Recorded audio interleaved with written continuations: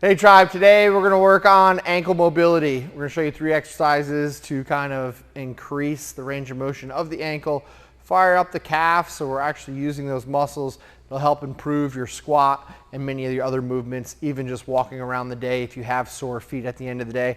Try doing this before it and you guys will see that that pain is reduced. First thing we're going to try and do is a banded ankle mobilization.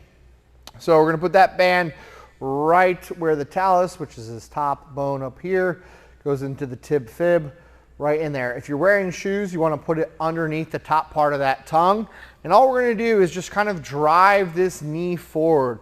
So Nadine can kind of lean onto that knee. She can push on the knee with the hands. And then what we can do is just kind of shift that weight back. In general, we're looking to keep that heel on the ground the entire time that we're driving forward and back. And then we can continue to do that. What I like doing is driving that knee directly forward, then coming back and maybe coming slightly at an angle on the opposite side.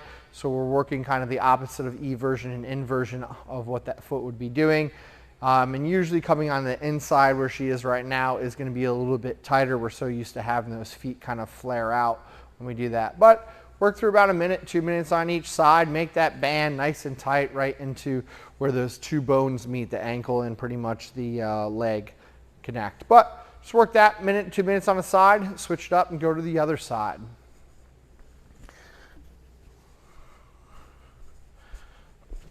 The next movement we're going to go on to is going to be the deficit calf raise. I really like doing deficit calf raises because it just kind of lengthens that muscle and you're just going to feel a lot more into them. I like having the forefoot, so you're going to have the tarsals of the foot that are going to be sitting on there. That arch is going to be entirely off. We can hold on to an upright for balance and also for strength.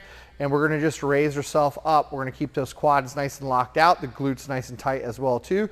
Coming all the way up and then controlled lowering on the way down.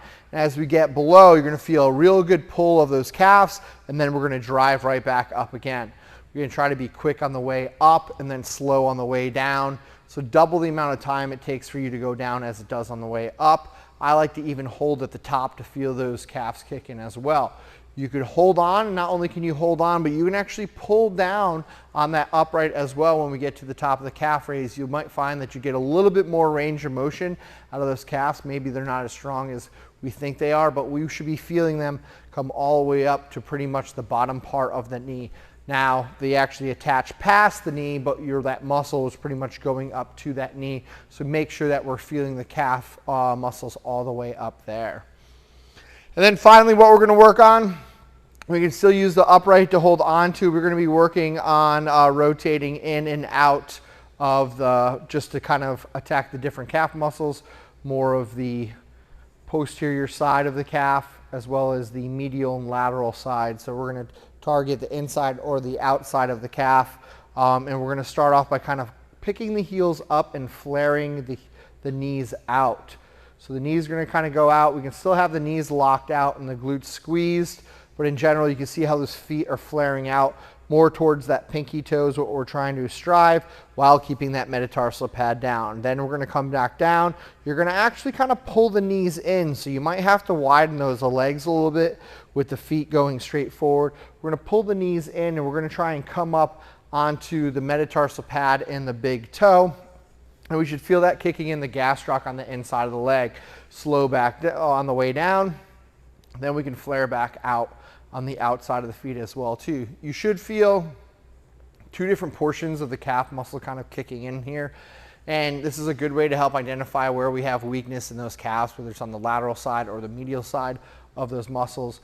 And if we feel good at these, we could jump them up onto that plate and turn them into a deficit calf raise as well too. So those are 3 different exercises you can help to mobilize your ankle.